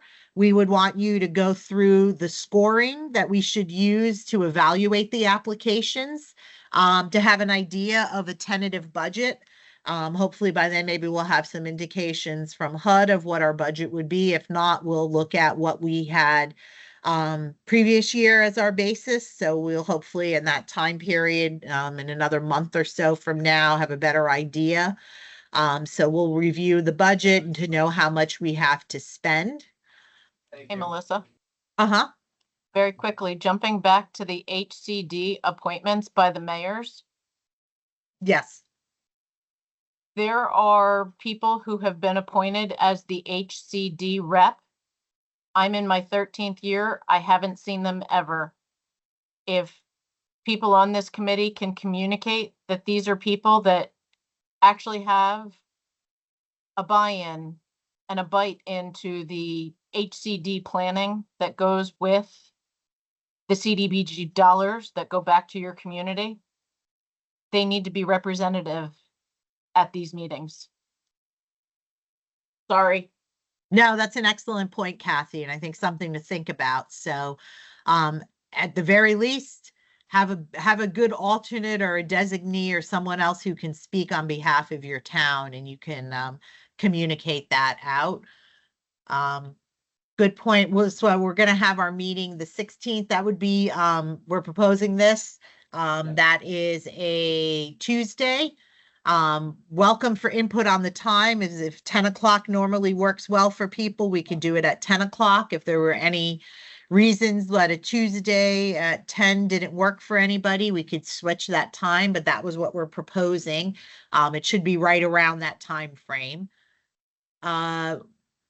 For you to conduct your municipal public hearing and weigh out your municipal applications no later than around February 12th, because the deadline for submitting your applications, we're pushing it a couple weeks earlier, would be the 14th February. So that should be when you're getting your projects in. That's why, again, we wanted to have this meeting here today to kind of establish this new policy and to think about this new timetable and time frame.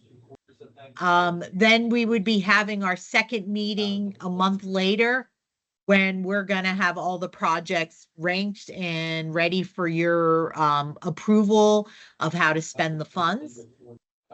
So it's a couple weeks earlier again than what we normally do.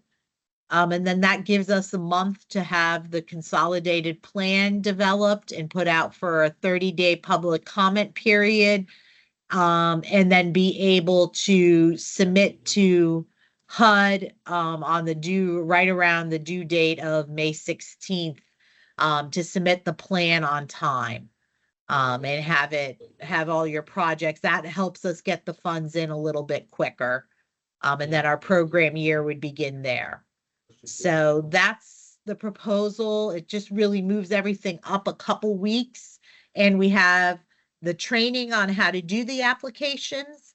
We're proposing at the 7th at 10 a.m. We haven't locked that in, but if that is good, we'll keep that date, and then we'll also have the date for the 16th. We can send that out tentatively now, but it's really going to be for the people who get appointed, who are the new members. So that might change with your reorganization meeting. So we can give that notice now about this date and to save that date. Are these dates okay? Any feedback on the dates?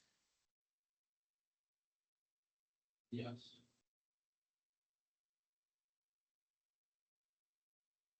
Okay, if not, we'll pursue with those dates.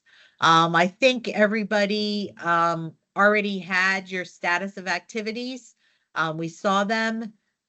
Just a reminder, if you want to change any modifications, and you have anything in plans that you haven't told us about already, let us know right away, because sometimes we'll have to do a substantial amendment and note that, and do some kind of advertising and things to do that. But work with Tracy and Samantha individually on each of your projects.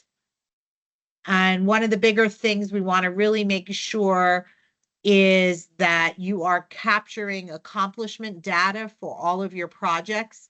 Unless you're doing a project in a low mod area and the basis of qualifying for that project is on a low mod area, you should be able to tell us who our beneficiaries are.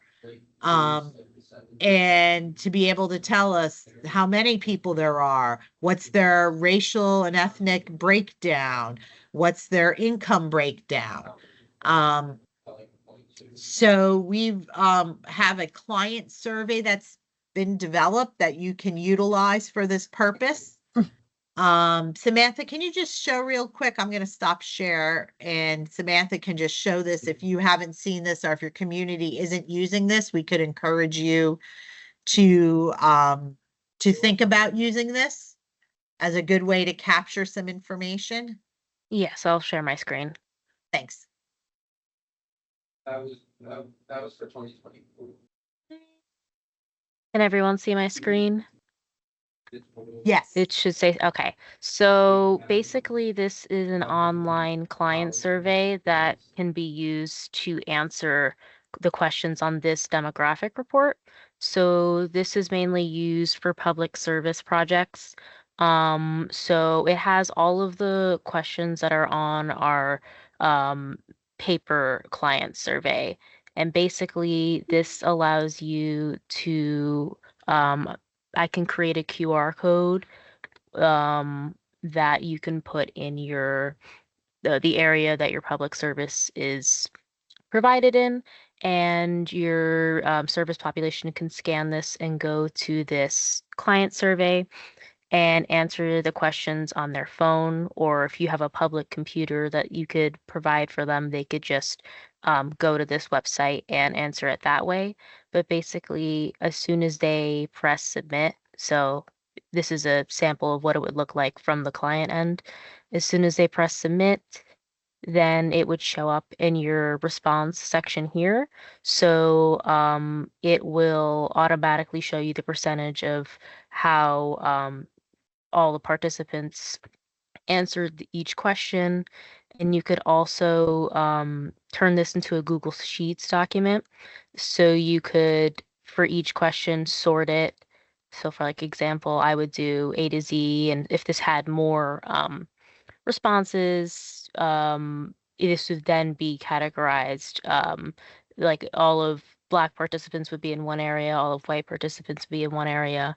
And then you could easily just add up how many participants go for each category. And so I can also create a Microsoft Forms version of this, because I know many of us are more familiar with Microsoft applications. So if you're interested in this, you can either reach out to Tracy or myself, and we can prepare one for you. And if you need any assistance with using it, we'd be happy to help.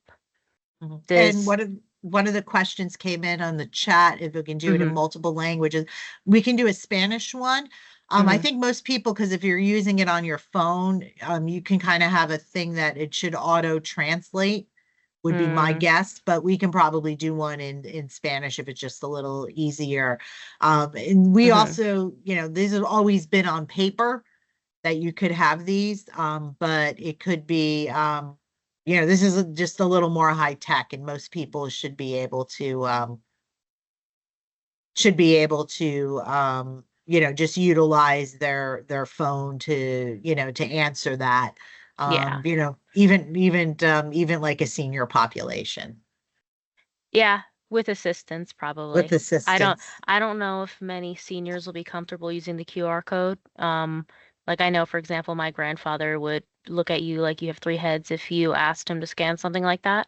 So if you had a public computer, that might be better to just have them use the computer to complete it rather than using their phones. But this is just another option that's available to you to make your accomplishment data reporting requirements easier. So, did anyone else have any questions? Can that be done directly? In this case, we're a nonprofit and just an interview with the client as opposed to having him fill out because we Of may not course. get the responses. Of course, Yeah. yes. So this is just one way that you can collect the data, but nonprofits especially typically track that data in their systems anyway. So if this is already information that you have or you feel more comfortable directly asking your service population, then that's completely okay. This isn't a requirement. It's just another tool at your disposal to meet those requirements. Yeah. Great, And thank you, you. yeah, and you usually have, you have a smaller number of beneficiaries. And most of your projects, I think, are probably under 20 beneficiaries, but we have some senior programs where they're serving Mm-hmm. several hundred. It makes it makes sense to be able to have a way to kind of capture it. But yeah. Yeah. And if you have a program where it's where you're doing like for Mark's program where somebody's benefiting from it and maybe somebody else isn't. Like if you're doing a scholarship type of program, you should always be doing a more detailed income check to make sure that person is actually eligible for for the program. If you have a program that someone gets and someone doesn't, but a program that's open for everybody, like the senior programs, is when we need to look at more of this information to make sure that we're kind of capturing who we're serving. Seniors are what's considered a presumed benefit. So HUD lets us do senior programs knowing that the majority of people are income eligible, just kind of based on their group that they're in. Seniors, disabled adults, persons living with HIV, AIDS, domestic violence victims. There's a couple other migrant farm workers. There's a couple other presumed benefit categories, but the most one that we see used are the disabled adults and the senior citizens. So thanks, Samantha. No problem.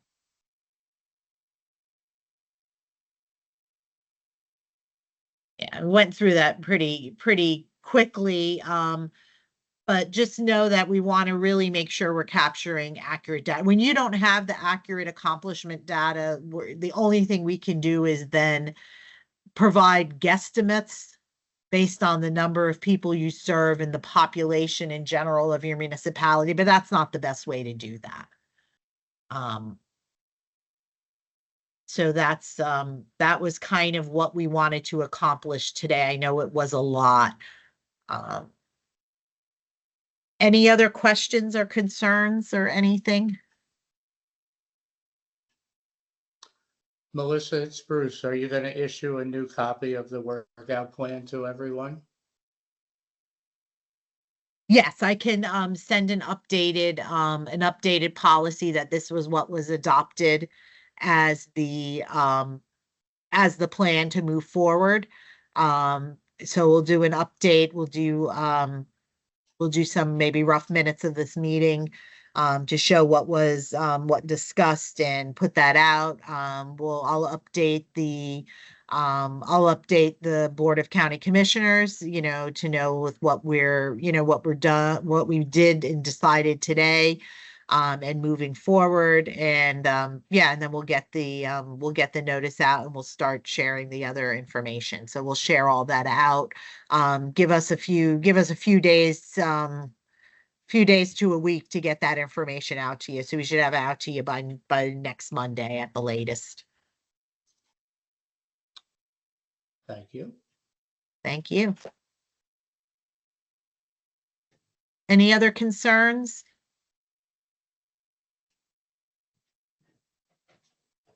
I'm thankful for everybody's thoughtful input, and I think we've created something that was better than what we had started with.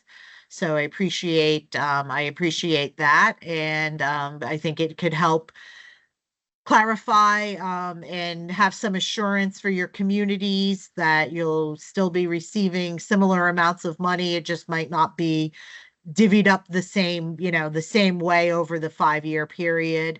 And I think this was good. So I appreciate and I'm greatly value the input and the work that you all do.